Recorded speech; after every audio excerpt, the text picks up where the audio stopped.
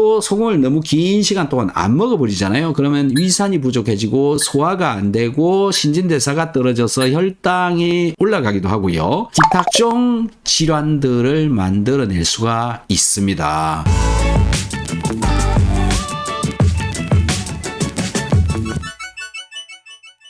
여러분들 병원의 의사 선생님이나 약국의 선생님이나 방송에서나 기타 많은 사람들로부터 소금을 적게 먹어야 됩니다. 저염식을 해야 됩니다. 뭐 이런 얘기를 굉장히 많이 들었고요. 또 병원에 가게 되면 대부분 소금이 빠진 무염에 가까운 수준의 음식을 주기도 합니다. 왜 그럴까요? 소금은 우리 몸속에 절대로 없어서는 안 될 그런 물질입니다. 그런데 왜 먹지 말라고 하고 병원에서는 또 혈관을 통해서 소금을 넣어주는 링거 이런 것을 하고 있을까요? 참 묘한 그런 일들이 벌어지고 있습니다. 여러분들이 몸에 병이 생겼을 때 그 병을 고치기 위해서 주로 병원에서 하는 요법은 뭐냐면 억누른다, 짓누른다, 항생을 시킨다. 이런 방법을 통해서 통증과 염증을 줄여주기 때문에 그렇습니다. 소금을 먹이면 몸이 자꾸 활성화가 되니까 항생이 안 되잖아요. 그래서 약물과 소금하고 부딪히게 되는 겁니다. 그래서 병원의 경우에는 치료를 하는 방법이 항생을 해서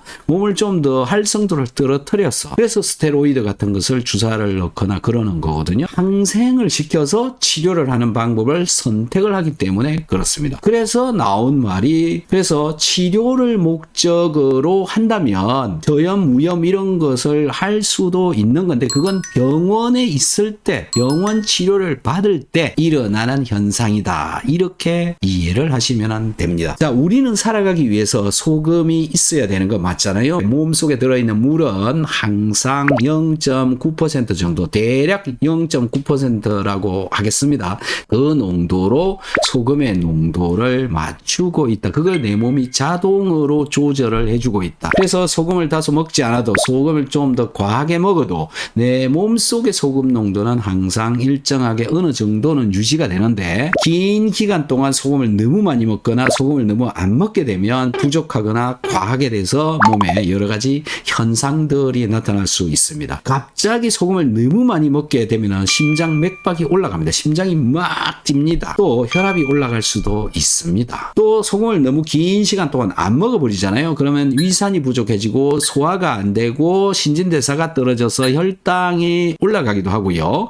그 다음에 몸이 체온이 식어서 잠이 안 오기도 하고 불면을 초래한다. 기타 각종 질환들을 만들어낼 수가 있습니다. 그 다음에 자율신경 조절이 안 돼서 모든 게 다 무너져 버리는 것이 바로 이 소금 부족으로 인해서 일어나는 질병이다. 그래서 우리 몸속에 전해질이라고 하는 이 소금, 나트륨, 칼륨, 마그네슘, 칼슘 이런 것들은 절대 부족하도록 하면은 안 된다. 그래서 잘 챙겨 드시는 게 굉장히 중요하다라는 거고요. 그래서 적절한 양의 소금을 섭취를 하는 것이 좋다라는 건데요. 얼마나 먹어야 될 것인가 라는 것은 어떻게 결정을 해야 되느냐라는 거거든요. 천편일률적으로 일정한 양을 많은 사람한테 이렇게 먹어야 됩니다 라고 제시를 하기가 어렵습니다. 뭐 비타민C도 역시 마찬가지고요. 그런 영양소들도 역시 마찬가지입니다. 그러니까 최소량 정도는 뭐 정할 수는 있겠지만 어느 정도 양을 먹어야 됩니다. 사람마다 다 다르기 때문에 정해서 알려드리기가 어렵다.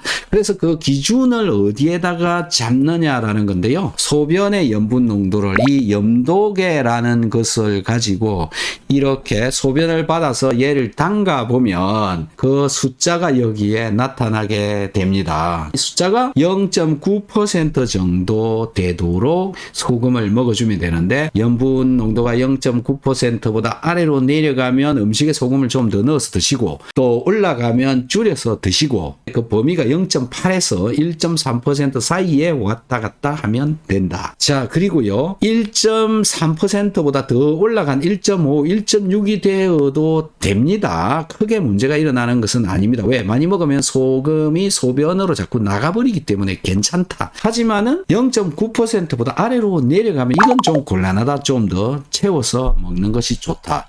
아무리 먹어도 음식에 넣어서 먹어도 연구가 잘 안 되더라 이런 분들은 식사하고 나서 물에다가 소금을 타가지고 또 마시는 것도 하셔도 좋고요. 그래도 0.9%가 잘 안 나온다 그러면 물에 소금을 타가지고 하루 종일 물 대신 소금을 마시는 것도 좋습니다. 먹어야 되는 양은 소변의 염분 농도를 측정을 하면서 먹으면 된다. 저염식을 해라 무염식을 해라 이건 말도 안 되는 이야기가 되는 것이죠. 자, 그리고 또 어떤 소금을 먹을 것인가 라는 건데요. 가장 괜찮은 소금 즉 나트륨을 섭취하는 것을 목적으로 한다면 용융 소금을 섭취하는 것이 가장 효율적으로 먹을 수가 있고 필요한 양을 먹기가 굉장히 쉬운 소금이 바로 용융 소금입니다. 다른 소금은 간수라고 하는 염화칼슘, 염화마그네슘 이런 것들이 많이 들어있어서 맛이 쓰고 너무 짜고 이렇기 때문에 내 몸에 필요한 양만큼 소금을 먹기가 어렵다라는 겁니다. 그래서 그런 간수를 완전히 뺀 소금이 바로 용융 소금이다. 여러분 건강을 지키는데 미네랄이 가장 우선되어야 된다라고 저는 생각을 합니다. 미네랄이 부족하면 모든 것이 잘 안 된다라는 것이고요. 미네랄의 종류에는 나트륨, 칼륨, 마그네슘, 칼슘, 아연, MSM, 요드 이런 것들이 있습니다. 하지만 꼭 먹어야 되는 거 나트륨, 칼륨 요것만은 꼭 좀 챙겨 드셔서 여러분들이 좀 더 건강해지게 되었으면 좋겠습니다.